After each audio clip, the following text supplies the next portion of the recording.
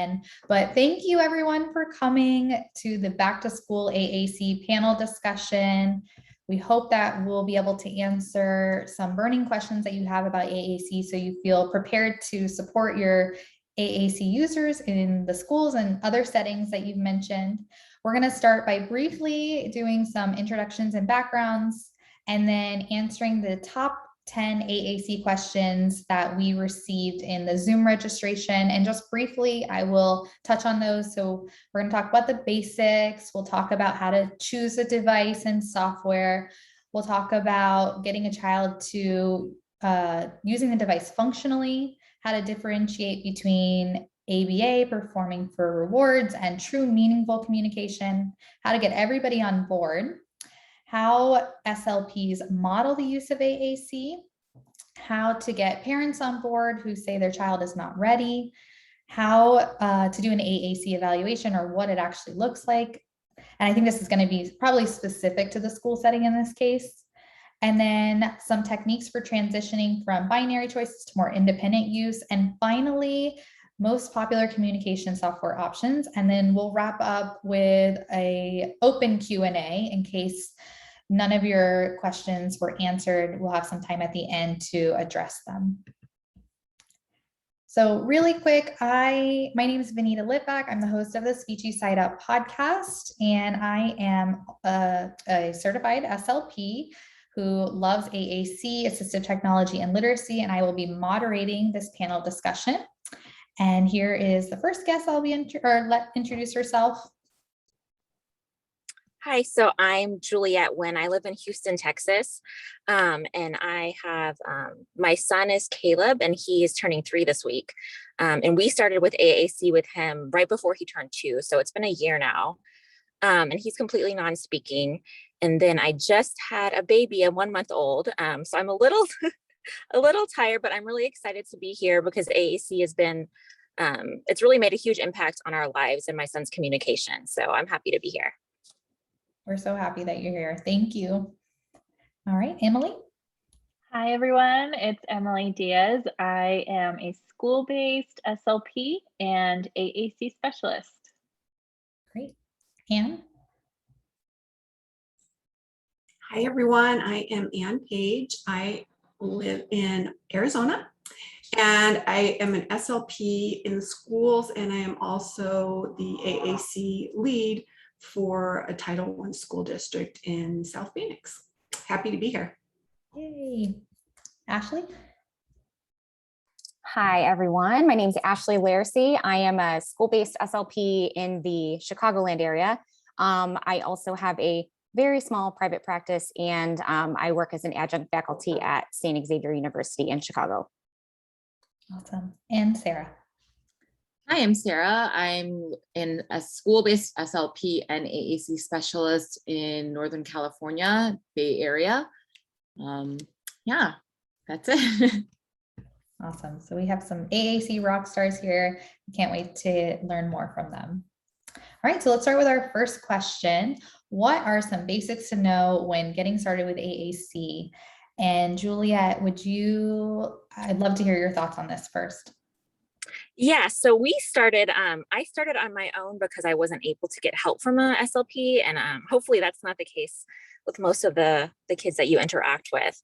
But once we finally were able to get help from an SLP, she did something that was really extremely helpful. So we kind of went through like the routines of the day with my son. And so like went down all the different, from when he woke up to lunch, if your kid goes to school, and then all the communication kind of like breakdowns that we were having are things that were really motivating to communicate with.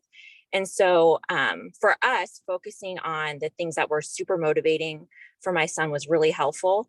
So like just making a list of, what are their special interests, what do they like to do, and then making sure that they have access to those things to communicate with. And then also where they're having their biggest challenges, I think is super helpful. So if you can start kind of modeling those things, just finding out, where the breakdown is amongst kind of all the communication partners, their parents, the educators. Those are the two most important things for us that I found really, really helpful. And then just going kind of through that list and seeing if the words are there in the AAC, of course you're going to have the core words there, but certain fringe words, like my son was really into shapes at the time. And so there were maybe like 10 shapes on the program that we use, and he like wanted like all the shapes. And so once we put those things on there, and kind of like language around it, like how many sides does each shape have, like how many points, certain things like that. There were certain words that weren't there. And for the most part, there will be words that are there, but just to make sure that there are things on there that they would want to communicate with, because that's mostly what my son wants to talk about at this point. So having things that are there. But yeah, finding motivating things, and then also going throughout their day and their routines. Love those suggestions. And I'd love to hear your thoughts as well. Yeah, those are awesome. It's so great to get a parent's perspective, and also to get a perspective of a parent who has a child that started so young. I think it's so great and motivating for us to hear about that, because so many people think that there are barriers and that you have to wait for a certain age. So thank you for joining us, Juliet.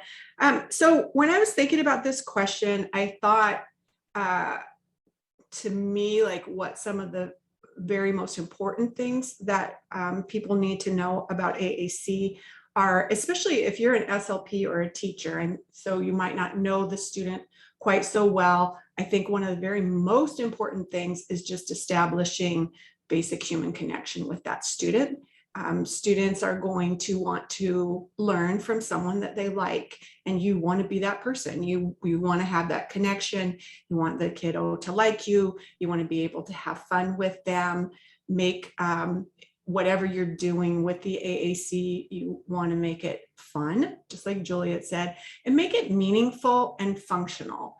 It's not just about learning words, it's about learning communication and what those words can do for you.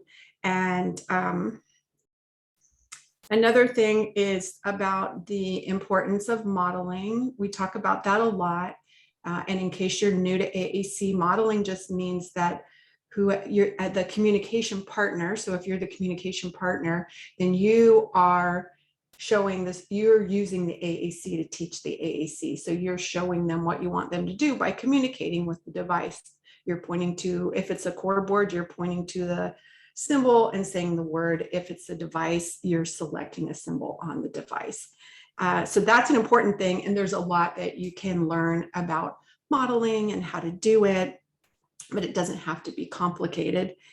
I think another thing is to remember that AAC is just a tool. It's not the main deal. The main deal is us getting to help this person communicate more clearly and learn the joy of communication if they don't have that yet.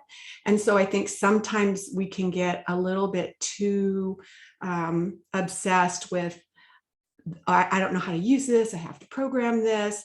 That it's a secondary thing. Like you as a communication partner, you're going to bring the magic. You're going to make it happen. So I would say always remember that.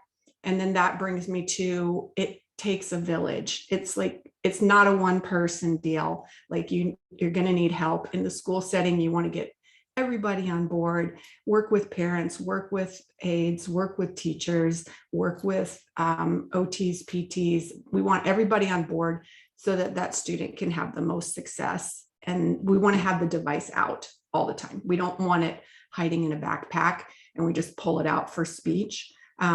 We definitely don't want that. So that's just me rolling along and getting started. But I think those are some really important points. Yeah, I love both of the points that you made. And to one of your points, actually to both of yours, Chris Bouquet last night in the Back to School Challenge in his pod course, he had said that SLP should be the wackiest person in the room because that's going to really engage the student. And you both talked about motivation. So it really reminded me of that. Does anybody else want to add to this before we move to the next question? Does anybody in the audience have questions specific to this topic or something that Anne or Juliet said? don't see anything, so I'm going to assume we'll go to the next one. All right, so number 2, how do you get started with choosing a device, type of software, and start using it for the first time? And I'd love to hear your thoughts. Okay, so again, I think really important, if you can, to make this a team effort. If a student has occupational therapy, you definitely want to consult with the occupational therapist, because you want to consider accessibility, which is how are their fine motor skills? Are we going to be accessing with our finger, or are we going to be accessing with a different part of our body? There's lots of different ways that we can do that, but we definitely want our occupational therapist on board. And if our student has a physical therapist, we want them on board. For sure. We always want parents on board. So that's kind of the starting point. And then kind of once you decide how they're going to be able to select, then you can start looking at the different types of software. And there are so many different kinds that, let's say if we're just talking about a student that is going to be able to select through a finger point, just for keeping things simple, then you're going to, there's a lot, like you're going to want to see what you have available for trying. And if you're in the schools and you have the luxury of not having to choose something right away, it's really great if you can let them try several different things, because different kids have a affinity for different things. We're all individuals, so we want to take into account their preference. And then I think a little bit later on, I'm going to be talking about popular software. So I'll talk a little bit more about the actual systems then. But I think those are things to consider. And then also to start using it for the first time, then just kind of go back to those things that Juliet and I just talked about, that it's all about the connection and the motivation and the functionality of it. And you have an opportunity to get a child on board, and you don't want to mess that up by making it drill and where it's like, oh, push this button. Oh, show me on, if they actually say it and say, oh, show me on your talker. Those are the kind of things that we really are steering away from now. We are just wanting to get that buy-in in terms of the communication piece. Yeah. Does anybody else have anything to say about that? Sarah, I think that you wanted to speak on this topic too. I'd love to hear. Yeah, I actually love what Anna's saying. I definitely agree with finding that access location first, because we want to know what device to choose from based on their child's physical mobility, right? And finding that access, and like, do we need to start with switches? And if that's the case, then like, maybe we need to start going on a different path of like getting to know the switch first, and maybe considering doing some partner assisted scanning, like as we're doing the switch, learning the switch aspect of things. So I think I definitely want to look at access and mobility first. I also kind of look at this question a little bit like a preliminary to a AAC evaluation. So I'm going to do some informal screenings. So I do want to know a little bit like, what is the symbol system that this child is familiar with already? Or like, has there been any experience? Like when I hear like a situation like Juliet, I'm like, yeah, he probably didn't have like a past experience, but sometimes you get kids who are like in high school, right? So like, was like anything used at an elementary school level, and just getting some background information. What is the student familiar with? And I think about what is the student's like scanning ability. So, I mean, some students can scan up to like 60 plus, right? And they could write and type, and they have a keyboard system going on, right? So then we can look at software apps that can meet that student's cognitive ability. And then we can also think about like, well, if the student is having a hard time, like, can we think about, are they able to combine symbols though, right? So then there's like students who are making requests just by finding that noun versus I want and noun, or like, putting please in there. And so when I'm thinking about what type of software to choose, I'm looking at the student's language level and their ability to scan, as well as their language ability. And then when I think about trialing them, I do agree with Anne, like I want to try different kinds, and then I'm modeling them a little bit, because I'm not expecting them to completely do it on their own the first time, and just modeling and see where they're able to pick up and what we can build on top of. And I always look at during the trial, like, what's the problem here? Like, why isn't the student getting it? Is it an access issue? Is it like sometimes you have sensory issues of like the student is like repeatedly pressing buttons, and it's like, well, maybe we could change something on the settings for that, right? So I'm really looking at AAC as more of a flexible protocol. Like, we can make it fit to the student and get the most information. Yeah. We had a question come in. My mouse disappeared for a second. Jennifer said, I was discouraged from trying more than one device program because that would prolong the process of getting a permanent device. Anybody want to comment on that? I have a I'm thought. curious to know which setting that's in. Sorry, Anne, I did not mean to talk over you. Go ahead, Emily. Go ahead, Emily. What did you say? Because I think that was Follow-up question, like which is might not be a school setting that this question is coming from, is what it sounds like. Oh, it is a school setting. Go ahead, Anne. I want you to answer that. I was just curious about. Yeah, it does make a difference if there is a time limit, but I actually heard Chris Bouguet talk about this, I think a couple years ago, and he said, like, why do we have to pick something right now? Like, why can't we, if this is something that they're going to grow with and learn with, like, are we going to pick a car after we didn't even get to drive it?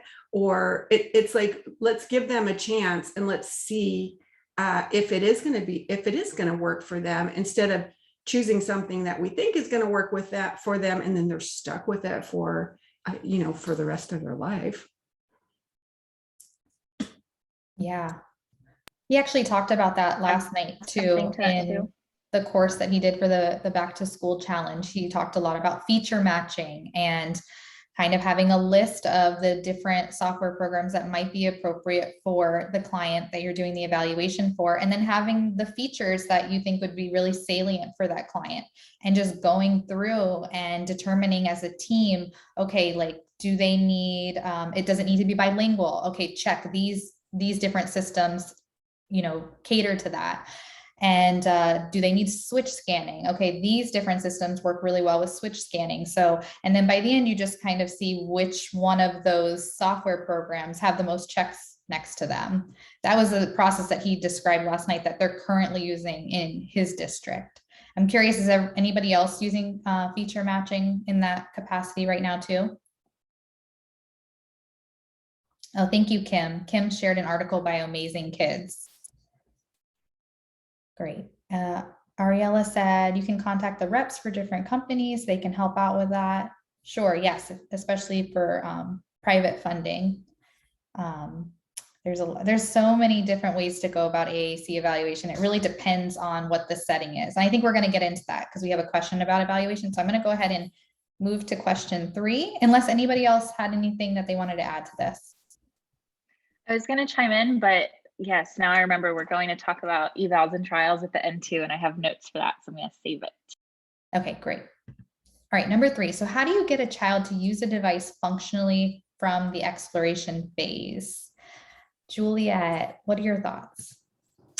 Yeah, so I think a lot of people maybe want to, it's so exciting. You're getting a device for the first time, or maybe a new system for this child, and you really they've had so much trouble communicating in the past. You really just want them to communicate functionally. But we have to remember that a lot of times they've missed out on, all the steps that it takes to do that. So if someone's exploring, it's really motivating for them. My son, he never babbled. He never had the chance. He doesn't have any words. So he didn't have the chance to go through those things that, a lot of kids get to go through when they're exploring language. And so I think first off, some people will automatically like jump in and try and limit children to try and make language functional off the bat. But I think it's important for kids to get the opportunity to explore as much as possible, because we don't want them not wanting to be on the device. Like when my son first got it, he was always, pressing new words. And then over time it got less and less. And it's kind of sad because, I love that he's exploring language. And so as much language as they can explore as possible, I think is important. But the first question I mentioned, having motivating things on there. So making sure that there's things that are motivating for them to talk about. And then also, some people I've seen, will require before. So like if the kid say wants a cookie, right? They want a cookie, you would say, I want cookie, but then you would require them to say, I want cookie first. And that's kind of the thing that I think people make a mistake, because then you're telling the kid what they want to say and not letting them kind of decide for themselves. And so I think this is where a lot of people make mistakes in saying like, we're going to get them to use it functionally and we're going to tell them what to say. And then you need to press this to say it. And so it becomes a demand more than communication that they're excited to participate in. So I would just say that the thing that's worked the most for us is to, really have as much modeling as possible around what you want them to communicate. So if they're getting frustrated about, needing to have a break, they want to stand up, they want to do something different, model that as much as you can and model it in different ways and see what will stick. Really making sure that other people in their lives, other communication partners are modeling as well. To me, that's the most important thing. 'Cause the more they can see different ways to say things on the device, I think the more they're going to communicate those things. So we can't expect, just to give someone a device, which I know this question's that's not what they're saying, but it just takes time. And so I see a lot of parents give up because they've said, oh, we tried for a couple months and so we gave up. But babies don't speak after a couple months and they're not getting as much, input, modeling. You hear language all the time, but you want the communication partners to be able to have that same amount of communication on the device, if that makes sense. Totally. Yeah. And I'm glad to hear like that modeling is working for you now, because I think for a period of time it wasn't. So has it gotten better over time? He goes through phases where he doesn't. He's very territorial over it. So we have 2 devices, and at first I was letting him use both of them because he would take mine. And so now I've kind of designated, okay, this is mine, I'm going to use this one and this is yours. So I kind of had to set that, I guess, expectation, because he would navigate back and forth between pages on both devices and then not let me do anything. So a lot of times I won't verbally speak. I'm so used to verbally speaking that I'll model something first before I say anything. I was saying what I was going to model first and then doing it on the device. And I think at that point he was like, well, what's the point? You already told me. So there has been, some challenges around that, but he's back to letting me model. But if it's something that he doesn't want me to say, he'll let me know now. So, yeah. Yeah, I've been hearing a lot of mixed things about modeling from actual AAC users. So it was really interesting to hear your perspective and how like it's been working for your own family. But I'm glad that it's working a little bit better now. Thanks for sharing that. Did anybody else want to add to this question? I'm also going to check the chat too. It looks like we have a lot of conversation around the evaluation process. Thanks everybody for sharing those. That's really helpful. All right, should we move to question 4? Yeah, let's do it. All right, so how can I get teachers to differentiate between ABA performing for a reward and true meaningful communication? Ashley, I'd love to hear your thoughts on this. Sure. I'm happy to give, just my perspective on that. So I think that when we're thinking about performing for a reward and true authentic communication, we're really looking at motivation and we're looking at, is the motivation that we have, is it intrinsic? Is this really something that I want to communicate? And is this something that I really want to say? Or is it extrinsic, meaning like a working for chart or something? And at the end of me communicating the things that someone else wanted me to say, then I can have this. We really don't want that.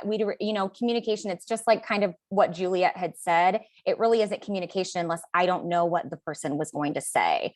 It needs to be something that's novel. It needs to be something where I wasn't able to really predict what, that child was able to say. And I think that sometimes what can happen, and I do speak from perspective primarily of the schools, but I think sometimes what can happen is that people, well-meaning, I think that we fall into this trap of this is this awesome tool, and I'm a teacher, I'm an educator, and this is something that I can use to help this child, this learner, show me what they know, right? Because my job as an educator. But then we get stuck in this trap of this is just this work box, this thing that I can answer questions on, or I can label things, or things like that. And that's not intrinsically motivating to anyone. So it's work, and then it gets exhausting, and then we see like abandonment and things like that. And I mean, I think hopefully we all know this, right? Like that's why the question is being asked. So looking at how can we support that? Like, how can we support that transition in mindset? Juliet mentioned implementation plans.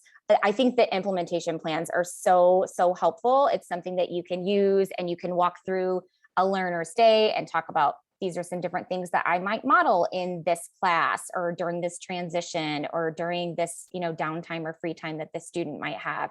That way that, they're able to see like, oh, these are the sorts of things that I might be modeling without expectation, that I'm not expecting them to name or answer questions, things like that, that can be really helpful.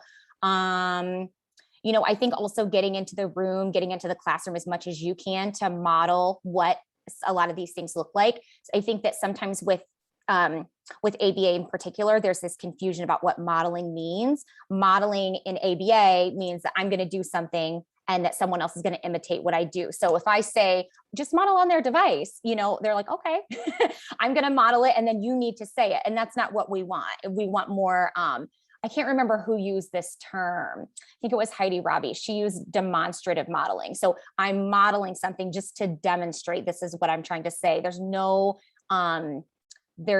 expectation for the learner to imitate what it is that I'm trying to say.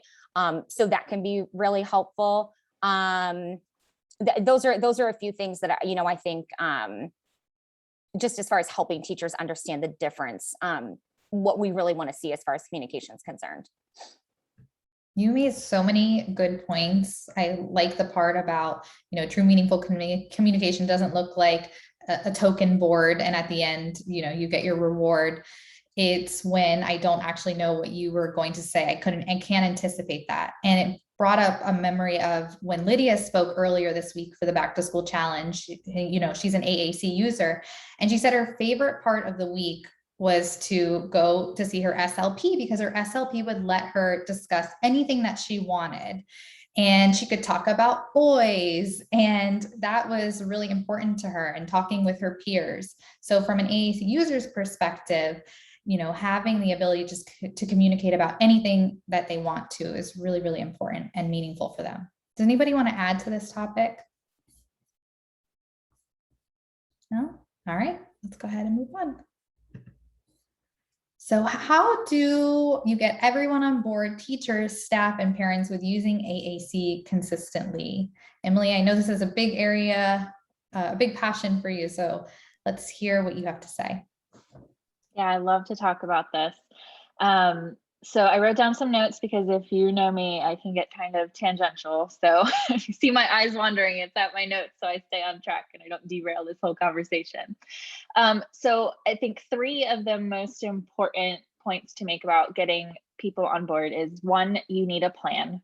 You can't just wing this, unfortunately. There has to be a plan, and it's kind of a long-term plan. Number 2, you need really strong communication and relationship building skills. And we already talked about the relationship building skills a little bit and mentioned the importance of just that basic human connection. And that extends not only to the AAC user that we're working with, but all of the communication partners that we're supporting in training the use of that. It's really important. And then 3, you just need to keep going. And that's what I mean by long-term plan. I think maybe there's a misconception about like, if I do one AAC training with the staff members, then everyone will be magically on board. Or if I talk to the parent one time, they'll be like, aha, yes, I get it. AAC is amazing. And sometimes that's the case. And other times it's a little bit of a longer journey than that. So you just need to be prepared to keep going. With that first point that I made about needing a plan, I teach a workshop about how to manage AAC teams in the classroom. And I base a lot of what I teach on the 8-step instructional model, which was in a research study by Jill Center and Matt Bott. If you haven't heard of it, it's a really good one to read about. And it can guide a lot of answering this question. And their model, that 8-step model, spans across like the theory and strategy, which might be just gathering staff and parents to do like a basic AAC training. But it also works in like demonstrating it, kind of like Ashley was saying, like that demonstrative modeling, practicing in the classroom, getting in the classroom, giving people feedback, and then that long-term plan, just continuing to coach them. We say a lot of the times, we're not like an SLP or an AAC specialist in the classroom, we're an AAC coach, and that's a lot of what we do. And then for strong communication, relationship building skills, there's a lot to be said about how you communicate with your teams and how you coach them. And there's 2 books that I always recommend to learn more about that. One is called The Coaching Habit, and I'm blanking on what the author's name is. And the other one is called Atomic Habits. These are not AAC or SLP books. They're just about coaching and about developing habits. But if you read them with AAC in mind, you can learn a lot about that. And then just emphasizing again that this getting people on board takes time and consistency. Yeah, I love those points. I thought you were going to mention your Enneagram model. Do you want to talk about that really quick? I 'Cause that's can pretty talk cool and about that's that a new. little bit.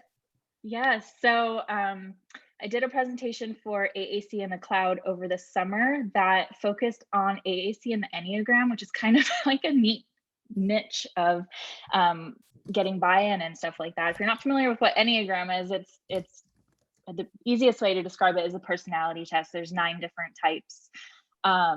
And what I went into in that presentation was just how to work better with other people, knowing what their strengths and weaknesses are, what their fears are, and those types of things. So knowing that, you know, if I'm working with a teacher who is maybe a little bit more combative, not combative, that's a terrible word, competitive even, or there's teachers who can be a little more wary or paranoid about certain things, or they want to do it the right way. Maybe there's some who are perfectionists, there's some who are overachievers. Just knowing kind of what their personality type is, knowing what your personality type is, and being able to work better together. So that's a really good like next level to take it if you're wanting to work better in teams.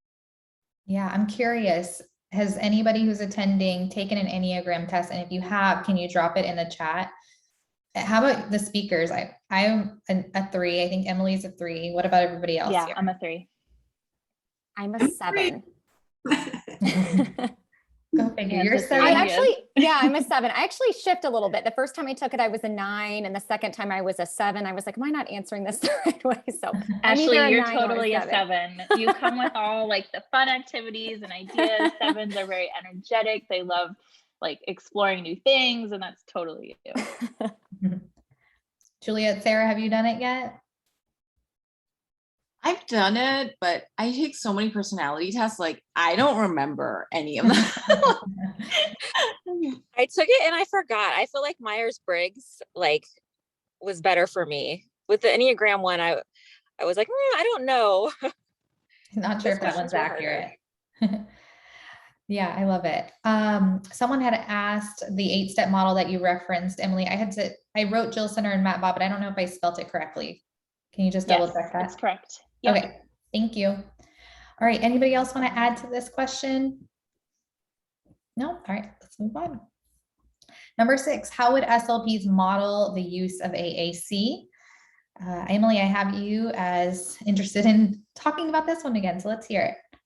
Yeah, I'll just kind of roll it into the previous topic. You got to get in the classroom. That's the biggest thing that I would say for SLPs modeling how to use AAC, not only for the AAC user, but for the communication partners. I know in a lot of the IEPs that I write, and this may be different based on, different school districts and IEP software systems that you can use, but I can code my services as in-class support. And so that not only supports the student, but it supports the staff in the classroom as well. So getting in the classroom, first and foremost, I do hardly any pull-out therapy. I don't do any with my AAC users at all. And then in the classroom, just to sum this up quickly, keep it simple. You don't have to come in with something brand new every time you're in there, because you want it to be replicable. Like, you want the teacher and the paraprofessionals that are in the classroom to be able to do exactly what you do when you're not there, right? So we're coaching them by showing them, and that's incorporated in that 8-step instructional model. If you read through that, it starts off with you maybe leading a lesson. And for me, that looked like almost every classroom that I went into had some type of a morning meeting, a calendar time, a circle time, like that was really consistent. And I recognized really quickly, like, oh, that's something that every teacher does. It looks a little different in every classroom, but it's something that everyone does. And so I would lead a morning meeting incorporating AAC and modeling how to use AAC so that they could continue that. And as you work through that 8-step model, you move into like a co-teaching model with the teacher or with a para. You move into kind of fading the co-teach and letting the teacher take over, maybe your role playing as a para. So then the paras can see what should I be doing while the teacher is teaching this. And then it fades all the way back to just observing in the classroom. And maybe you schedule a consult time with the teacher to give them some feedback, or find out the best way that they like to receive feedback, because not everybody likes to sit down and talk face to face. Yeah. And I don't know if you addressed this, but Emily had asked, another Emily, how can I also help my teacher best model language during group activities when some of the students have different systems and forms of AAC? I've read that it can cause confusion if different symbols are presented for the same word. That happens all the time in the classrooms that I support. I think district-wide, we probably have about 5 or 6 different AAC systems being used. Systems, I mean, like software, like we have LAMP, Touch Chat, Proloquo, Cough Drop, Snap Plus Core, and in the same classroom even. I think just practice, and keep modeling for you as well as the teacher to be as familiar as possible with all of those systems. I don't think it, in my experience, and I think research probably also backs this up, but I don't want to say that 100%. I don't think it causes confusion that there's different symbols happening across the classroom. It's the same word and it's the same language, right? Well, most of the time, sometimes we have bilingual users. But if we're tying it back to communication and connection, then those different symbols don't matter. And there's a whole other tangent that we could go on about symbols and the hierarchy and the myths about that. Yeah. Anybody want to add to that? I'm sure everyone here works with multiple systems in a single classroom, right? Yeah. So what are you doing? Like, what are your classrooms doing if they do like a core word of the week or something? Are they putting up just like the word? Are they putting up the word with multiple symbols because they do have different systems in their classroom? Just curious. We just put up the word. Vanita, we actually use your core word resources, and it has kind of like that watercolor background, and it's just the word on there. There's no symbol on there. And it's important to not ignore those literacy skills also. So yeah, just the word for us. Yeah, what a great point you brought up, Emily. Because I know that our friend Megan from Sensible Literacy would love to talk about this, but symbolating text isn't beneficial. We know that from research. So yeah, just having the word up there and teaching the literacy skills along with that could be really helpful. We had a question come in, says, I apologize if you already covered this, but do you typically model on the student system or do you have a system yourself to model on simultaneously? I think Juliet, you had mentioned how you're modeling. It can go both ways, right? Juliet, I think Juliet said that she has her own device, her son has his own. I've used a separate device, or I've used a core board that matched that device's screen. How about everybody else?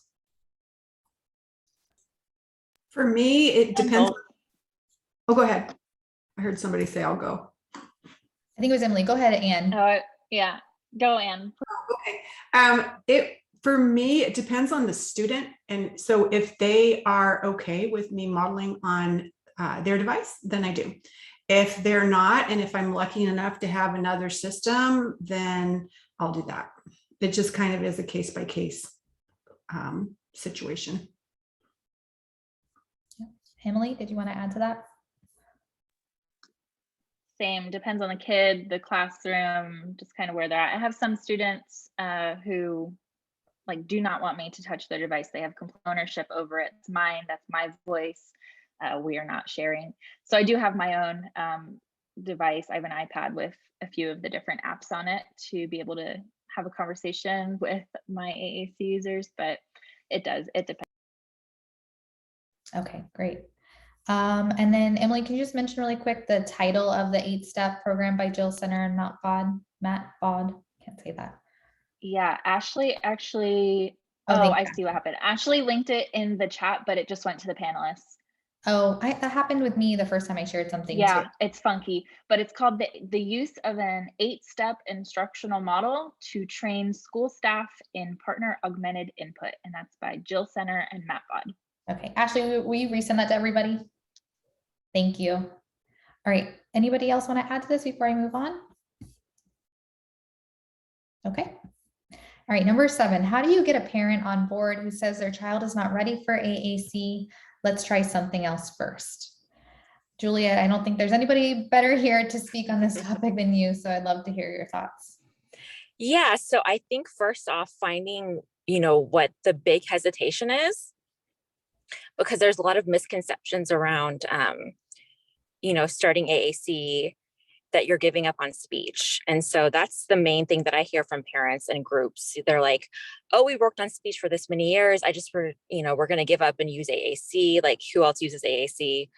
And so I think to overcome that, there's tons of research that says, well, I don't know that there's tons, but there's enough AAC research that shows that it's not going to delay or prevent speech if speech is going to happen. There's resources that are out there that you can find to show them that. And then I've heard, a lot of SLPs that work with AAC users that once you start AAC, speech can pick up. So kind of giving examples of that, of how it's helped, other students increase their language, increase speech, and just reducing frustrations in general. And then another thing is that, that you're giving up on speech, but you can focus on speech at the same time. So if there's certain reasons why they're not speaking, intelligibility, apraxia, other things, that you can also work on those at the same time. So, you're not going to give up on speech necessarily if that's what they're so focused on, that you can still work on that if that's something that, is reasonable. And then another thing is kind of finding out what their biggest challenges are with communication, with their child. I think for me, we were having a lot of behaviors that I couldn't figure out why, and it came down to communication. And so if you can figure out what, because if they need AAC, then most likely there are going to be challenges that they're having communicating, with their parents. So figuring out what those are and discussing how AAC could help. For me, it's really sad to hear, that parents may have these misconceptions. And so I think it's really important you figure out why. And then, over time, I think the conversation would still need to happen repeatedly if they have those, hesitations in the first place. Because a lot of times, I'll hear parents say, oh, we tried it for a couple months and they weren't communicating, so we just stopped. And so I think checking back in with them is really important too. Such great points. Thank you for sharing that perspective. Anybody else have any thoughts on this? What do you typically do when you have a parent who brings this concern up? Is Oh, it- me? No, not Juliet. I meant the other panelists. Is it kind of along the lines of what Juliet had described? Yeah, that's for me. I try to do exactly what she said, just trying to get to the bottom of why and see if we can just kind of talk through some of those different things. Yeah, for me and Emily, I know as a high school SLP too, there are times that I have students that are in high school that come in and they don't have access to AAC.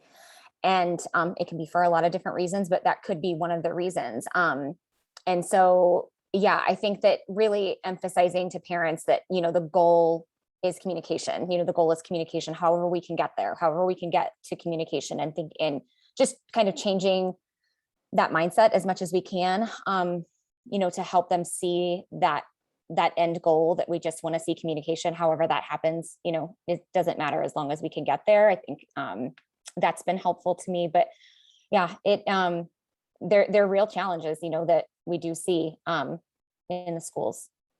So I'm sure in private practice too. I would say too, like for really young children that that don't have any words at all, and then I would do all of the things that everybody's saying, and especially really listen to the parent and kind of get to the bottom of it, and maybe don't think you're going to solve it in one day, honor what they're saying, but maybe explain to them too that AAC can be wonderful in helping a student develop their receptive vocabulary, because maybe sometimes they're just hearing all these words, and when they can put a visual to it and a touch to it, that might be the missing piece that they need. So kind of explaining that piece too can sometimes be helpful. Yeah. Thank you, Anne. Thank you, Ashley. Great. We had another question come through, but I want to stay on time, so I'm going to save that for the Q&A. We'll get back to you for sure. All right, number 8. What does your AAC evaluation, including trials process, look like? Sarah, would you mind talking about this topic? Not at all. I try to use the SETS framework by Joy Zabala. So it's about the student, and I just try to get all that background information. What's the diagnosis? What's the aided and unaided communication? What's their current language abilities, receptive, expressive? What's their access? What's their sensory needs, right? And I try to get all of that information through interviews, through parents. I'm looking at a file review, all of that. So that's the student part of it. Then I look at their environment. So are they in the school setting? Do they go to after school? Do they have a daycare that they go to? When would communication be needed is across their environment. So I'm trying to find out what their environments look like. So I would also include other outside private services. I'm sorry, not private, the school services like OT, PT, all that, vision, and just find out more information about when they would need that communication. So that's, and then there's T for tasks, right? And that's when I start doing more assessments, and I do a little bit of standardized and some non-standardized testing. So some testing that I would use and recommend would be the functional communication profile, doing a communication matrix, doing a language sample. And sometimes I also want to get more information about if they're verbal and they're speaking, I'll get the language sample verbally, right?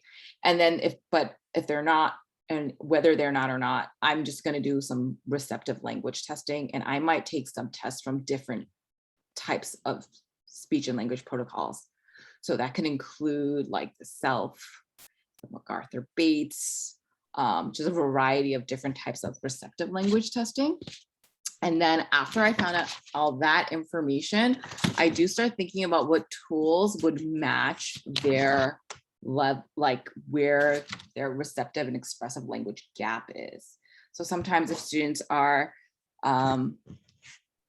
they probably need a robust language system, right? So I'm looking at what software apps would lend itself to that. And I think we're going to talk about that a little bit more. I think it's Anne who about the more common apps for that. And I would do that and I would discuss, try at least 3 different kinds. I'm going to model it. And I think we kind of talked about this before in like the earlier question. I'm looking at this as a long-term process. Okay, and so when I write it into the IEP, that's how I write it in as well. Like this is a trial process and it is dynamic, so it can change. Because I don't think it's a one-shot deal that like I trialed this one app and it's I can officially make that recommendation. So I need more time to consider all of that, and I work with. And then I start doing the communication partner trainings. I start consulting with like the whole staff. Like, where can I where can he start using this? What words should we be targeting? How can we target it? How can we model throughout the day? So that's how I'm doing my AAC evaluation and trialing. Okay, thank you for sharing that. Emily, how about you? Yeah, everything that Sarah said, the WATI, W-A-T-I, Wisconsin Assistive Technology Initiative is a really good assessment tool that I would add to that list along with the SET framework. Man, we could talk about AAC evaluations for like at least 3 days, I feel like, but I'm trying to think. To add on to what Sarah was saying, as far as like the timeline, it is a little bit of a longer process than like a standard speech and language evaluation session would be, because it's not just a session, it's not even just 2 sessions. In the schools, we follow a legal timeline or a legal framework to complete evals, and that's 45 school days, at least in Texas. Somebody chime in if that's different in other states. And that allows us about 6 to 8 weeks for that initial trial. But I also want to say that the goal, at least what I've realized, the goal of my evaluation or trial is not necessarily to decide on the best device or the best system at the end of that 6 to 8 weeks, because that's not enough time to do that. The goal is to determine if assistive technology allows that student to have better access to a free and appropriate public education. And if we're thinking AAC might be a support that this student needs, the answer is probably going to be yes at the end of that evaluation. And then we can continue trials as needed until we land on the best fit for that student. And that doesn't necessarily mean like we're gatekeeping AAC devices and only giving them access during a 30-minute speech session forever and ever until we find something. Like, this needs to be dynamic. It needs to be in the classroom. We need to be also doing that modeling and communication partner coaching while we're doing these trials, and it all really works together until you finally get to a point where you feel like, I'm pretty confident I know what's best for this child. And we can write a permanent funding report or seek funding options for the family. Yeah, thank you for sharing that. I imagine that the process is different primarily because of like the state mandates as well. Like, it sounds like everybody's process is a little bit different. I know that we were doing it in our district and kind of restructuring it, I had bounced some ideas off of other AAC professionals, and just the way that it's done in other states and other districts is completely different. Anne or Ashley, do you have anything that you want to add that maybe you guys do differently in your district? We do the same thing. I love the SET process and the WATI. I am kind of following like Chris Bouguet's model of, with our district, we don't have to write out a complete eval, like while they like right now anyway, knock on wood, they are funding devices and giving us time to see what is going to be the best one for our student. So it's just doing all of that, but not having to write it up, which is really nice. Yeah. All right. Ashley, did you want to say anything before we move to the next one? You don't have to. No. I was just wondering. No, our process looks a lot like what Emily had described. Okay. Yep. Great. Thank you, everybody. And this looks very different than, a private AAC evaluation, but we're gearing this primarily towards school-based SLPs, and everyone here is an assistive technology specialist within their district. So I know some districts out there don't have assistive technology specialists. So, your process might be a little bit different, but hopefully this gave you some ideas in case that's something that you wanted to kind of spearhead in your own district. All right, number 9, what are some techniques for transitioning from binary choices to more independent use of a device? Ashley, I'd love to hear what you have to say. Sure. So I'm going to answer this the best way that I can, because I wasn't quite sure when I was thinking about binary choices. When I think about that, I think about either a choice board, or I think about something like PECs with a field of 2. So what I would say to this is that choice boards are great. I use them. I recommend them to families, but they can't stand alone as a AAC solution for the learners that we are working with and supporting. We really need to be looking at, robust, apps and dedicated devices, which Anne, I'm sure, will highlight some of those next, but looking at more robust language solutions to kind of support our learners. And so while choice boards and those sorts of, offering binary choices, those can be great ways to provide our learners with ways to make choices. It's just only going to focus on one communicative function, which is making choices. So we've got to do more work than that. I did want to just highlight, what that means. Like, what does that mean? A robust language system. There's a book that's called Practically Speaking. It's by Carol Zangari, and actually there's several different authors, Gloria Soto, and there's, Sarah, there it is. Sarah's got it. In that book, they have a list of 6 different characteristics of a robust language system. And I wrote them down because sometimes I'm like, oh, what's that 6th one? So those are a robust core vocabulary of at least 300 words, a variety of different word classes. So we're talking about nouns and prepositions and verbs and conjunctions, morphology. So the ability to add ED, to add ING, to add your plural S. It's something that's going to support motor planning. So something that's going to have consistent location of icons. We're not going to be switching things around like we might do with like a PEC system. Access to the alphabet. So literacy, we know, is super, super important. And then word prediction. So those are the 6 kind of things that they talk about, that when you're looking for robust solutions, AAC solutions, that those are some things to, keep in mind. So that I guess is the way that I was thinking about answering this question, is that, choice boards are really great. They can be used in conjunction or to support a robust, AAC system. But just keeping in mind that can't be the only thing. It just can't stand alone. The other thing I think is just with independent use of the device. And I love hearing all of these other perspectives, because I feel like everybody's saying you're hearing similar themes throughout the whole thing. And one of the similar themes that I'm hearing is it's going to take time. It might take time. We can't just put this, system in front of a learner and say like, okay, here we go. I'm done. I can walk away, and, expect them to make progress, really quick progress. And sometimes I think that we do see that. Sometimes we see this really, really quick progress, and it's so amazing when we see that. And sometimes we don't.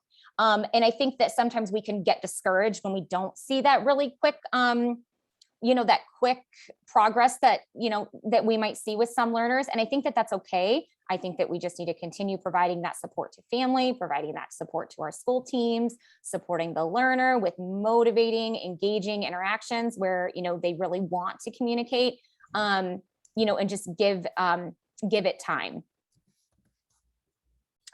Yes, thanks, Vanita. I left out, it was supposed to be AAC, practically, like PRAAC, right?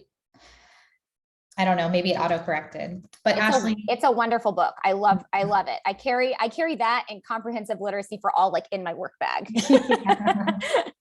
Now tele-AAC for me in particular, but yes, I agree.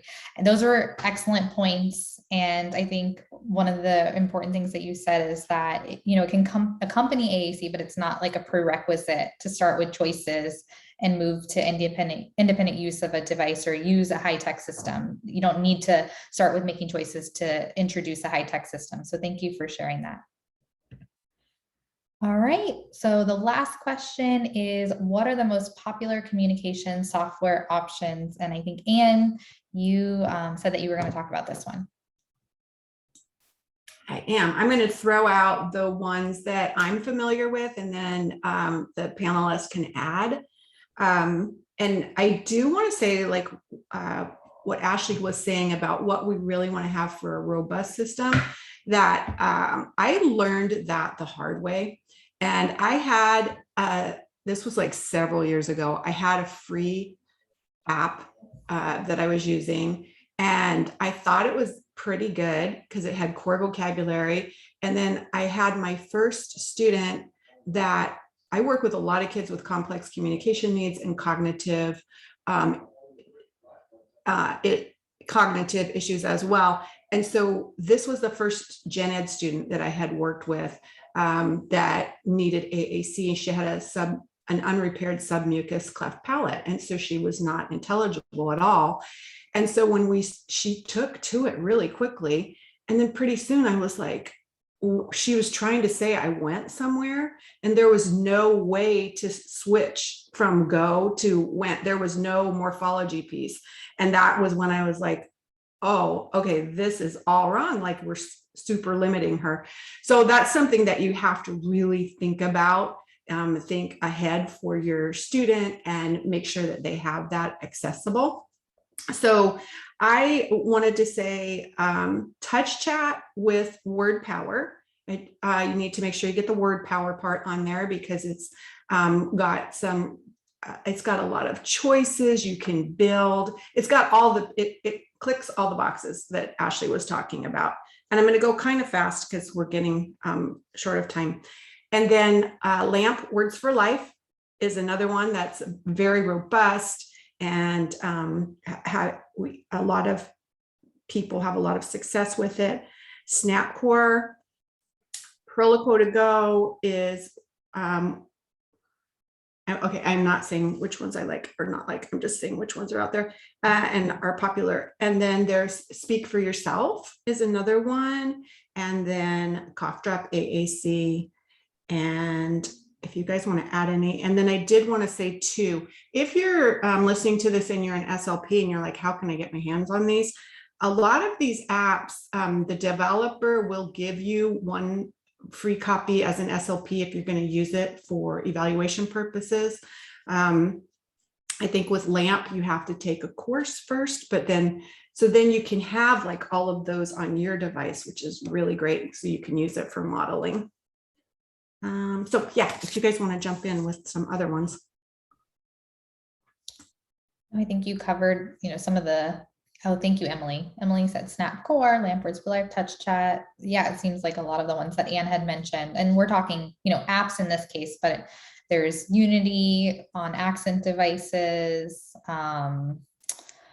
Anything else that you guys can think of? I think you guys talked about a lot of the most popular ones. And then like Toby for the eye gaze series. Oh yeah, thank you. Okay, and Core Scanner, yes, great. All right, so we had 2 questions that came in, so I want to make sure that we address those. And if anybody has follow-up questions, this is our live Q&A now. I know we're running a little bit behind, so if you want to stick around for this, we would love that. Actually, before we get to the Q&A, I just want to mention 2 things before you go. I'll talk about really quick, if you need CEUs, I had mentioned the course from Lydia, an AAC user, and Chris Bouguet, and we had Sarah Gregory and Christina Royster join us for the Back to School Challenge earlier this week. If you missed it, you can earn 0.4 ASHA CEUs. And these are some really new topics. I mean, I've been doing AAC for quite a while now, and everything that they talked about was really like new in the field. So even if you are very familiar with AAC, I think you'd really enjoy these courses, and that's how you can sign up for them. And then the other thing I wanted to mention really quick is that we're doing a giveaway.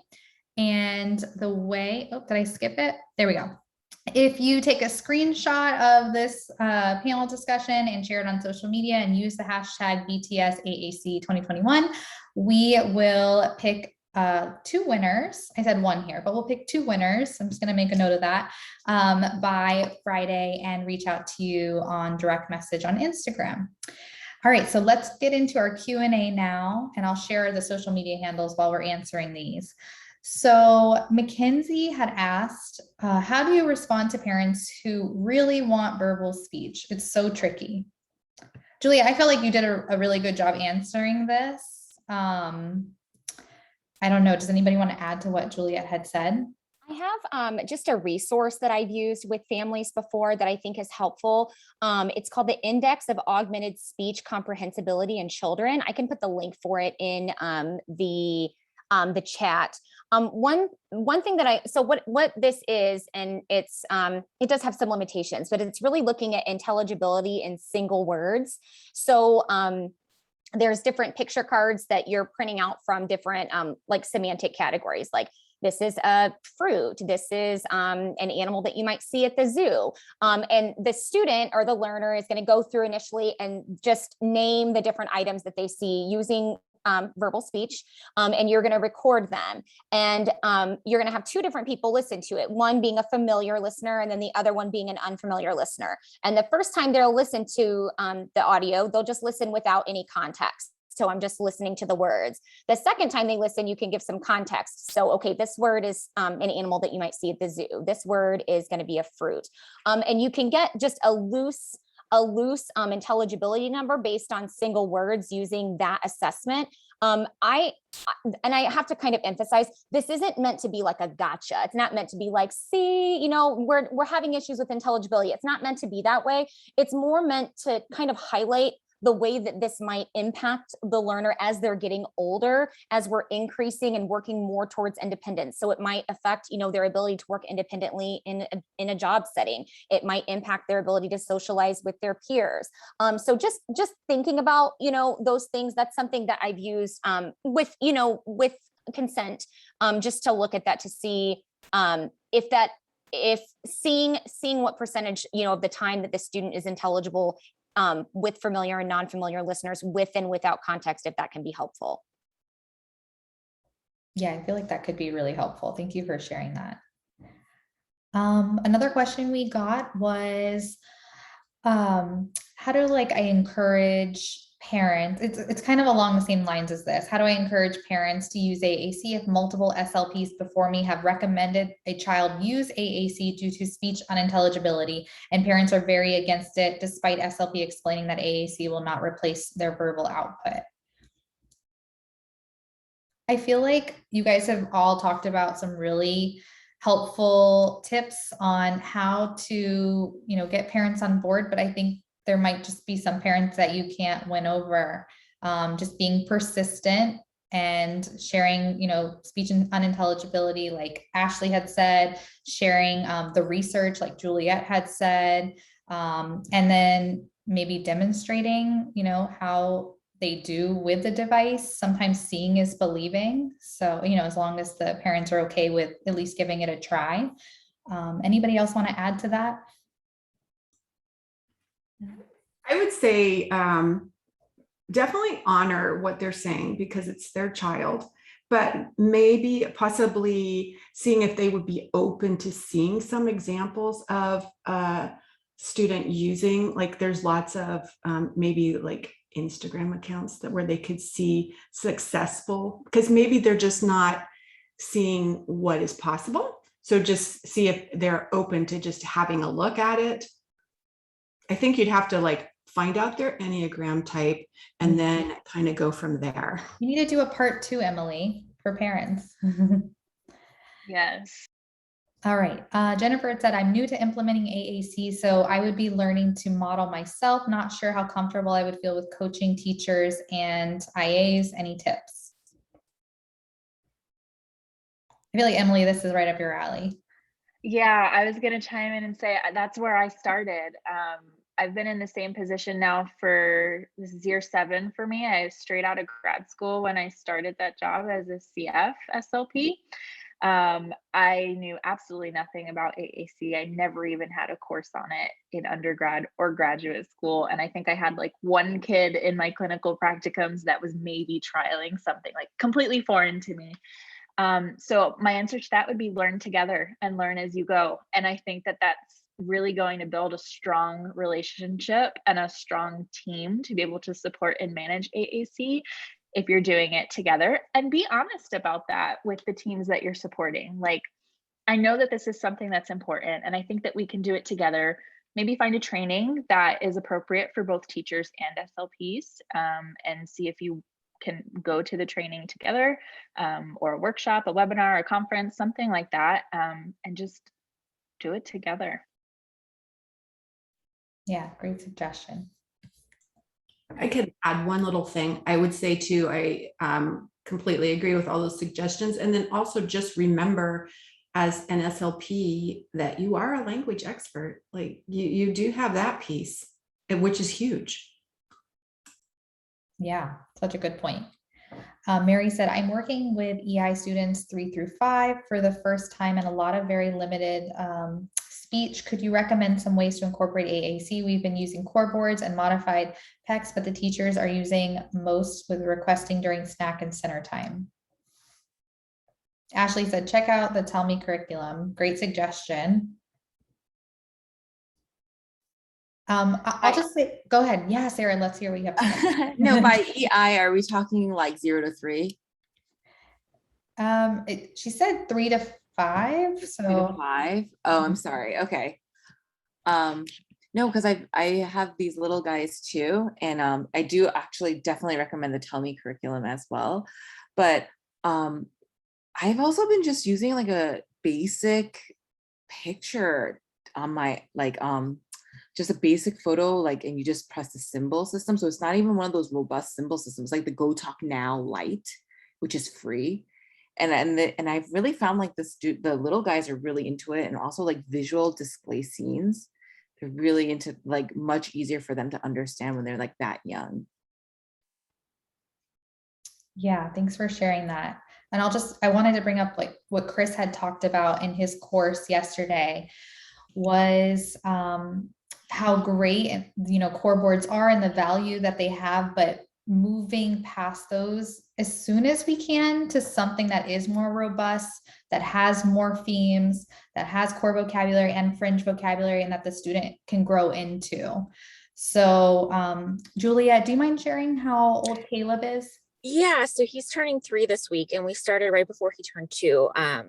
Now his setup is 60, so he has 60 words on each page. And I think, like between 3 to 5, most typical kids are already communicating very effectively, and they have a lot of words and they're making sentences. So I think it's important to give them access to robust, as much as you can, to at least have a robust system maybe to model on. It's not out of the question. And there's a lot of other kids who have, 60 plus words at that age, access on each screen. So I don't think you have to start small. There's no reason that you have to start small. Honestly, I've been thinking of increasing, but we started with like 12, and I was like, oh, he can do more than this. And then we went up and up, and it's not good to change it all the time, because then they have to relearn things. So if you're able to do devices for kids that at that age, there's no reason to start with something smaller. Oh, music to my ears. Thank you for sharing that, Juliet. Ariella says, I don't even like to start with requesting because people get stuck with it and never branch out into other language functions. Anybody want to talk about this? So sorry, I'll chime in one more time. So my son doesn't say I want anything, and it's like not something we focused on, because the things that he's picked up on the most is kind of like, I like more like conversational things, like I like this, or I see this, things that are motivating to him. So I think just modeling as much as you can different types of situations.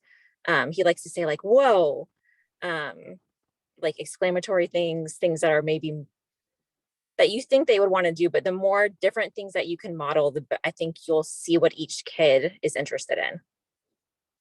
Yeah, I love that. And I think a lot of people brought up, doing things that are motivating. So naturally requesting is going to be part of that. But, like Juliet's saying, modeling on top of that, the other language functions is really going to help expand their vocabulary.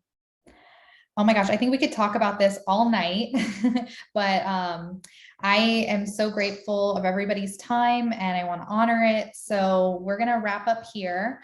But I think if anybody has questions, you have everybody's social media handles here, and I'm sure these ladies would be more than happy to help.